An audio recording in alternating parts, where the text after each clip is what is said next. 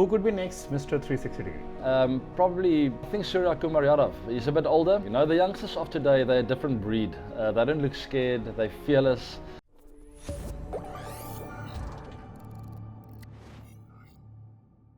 Who could be next Mr. 360 degree, if you have to take two names? From South Africa, I would say Vaibhav Suryavanshi. He's also Baby got VD. he's got the number 17 on the back. He plays a similar kind of brand of cricket, very attacking. He's still got a lot to learn. He's playing for CSK, not for RCB. Yeah, that is a shame, but that can still change. Never say never. And I think from India, probably Sky is the closest, but he's not so young anymore. Yeah, we'll see. But I think Vaibhav Suryavanshi is probably the closest. And from India, if you have to choose one name? I think Suryavanshi. He's a bit older. If I have to look at the younger generation, maybe Vaibhav Suryavanshi, someone like that. He's only 14 years old, still got a lot to learn. That crazy, that inning 100. It's amazing. I didn't think it was possible, honestly. Hitting sixer to Rashid Khan, Mohammad Siraj, Prashant Krishna, just at age of 14. Crazy. You know, the youngsters of today, they're a different breed. They don't look scared, they're fearless. When I started playing, I was so nervous. What you were doing at 14? No, I don't even have a beard yet. Even he's not having. I just went to high school. I mean, my parents sent me away to the big city to be at the boarding school, and I mean, I don't know. I can't remember what I was doing, but definitely not trying to play cricket for a living. Have you ever felt bad for any bowler and thought, okay, let's go easy on this guy? I've hit enough. I'm not going to mention names, but I have. I have once or twice gone like. In IPL or international cricket? This is not nice anymore. At the IPL, once or twice. Also international cricket. I think the thing is, the minute you win the battle, and you see you can at least mention the team, not the bowler, but you can mention the team. Let people guess out. Gujarat Lions. Okay. And then one or two international teams. But the thing is, where I felt sorry for a bowler was when I see he was collapsing under the pressure and starting to get the claw.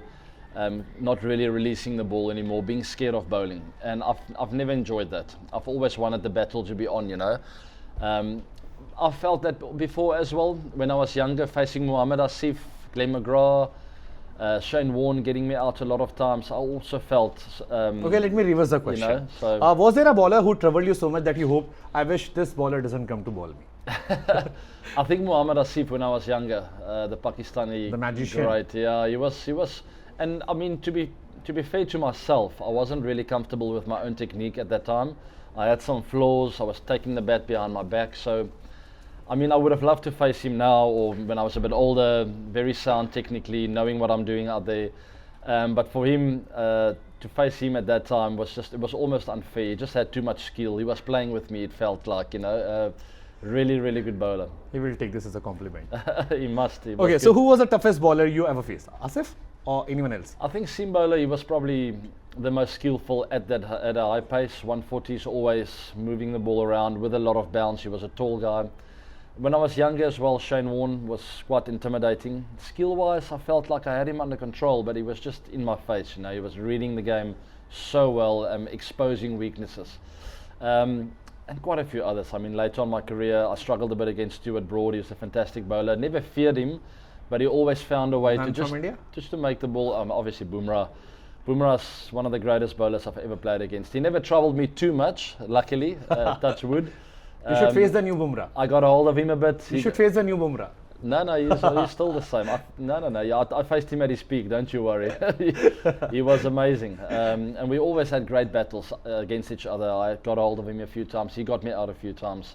I have a lot of respect for him. We have enjoyed that. Yeah, no, for sure. Okay, in 2015 World Cup, we saw you crying on the field after losing in final over. Does that moment still upset you? Because that was a great team, great South African team. We lacked one or two positions. I feel we lacked an all-rounder. Jacques Callis retired just prior to that World Cup, and I think we really missed him. But we still had a really good team who was in form, who believed we could go all the way. And I felt we had the number of the Australians that year. We beat them a few times leading up to the tournament. And I wish we could have it over and just get to that final and get one bite at that cherry. But New Zealand played a really good game of cricket that night. At home, Eden Park, for them it was loud, it was difficult for us, intimidating. And unfortunately, I think where we lost it was probably a couple of catches in the field that we dropped. Particularly Grant Elliott, who went on to win the game. Things happen.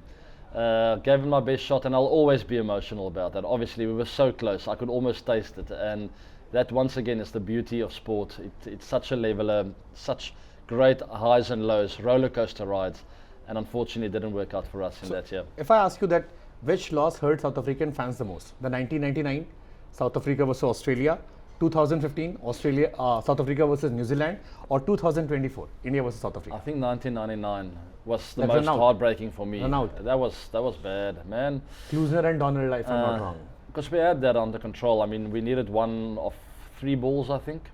There's no need to even run. But it just shows you the magnitude of that situation and the moment, realizing that we are so close to the final and possibly even lifting the trophy.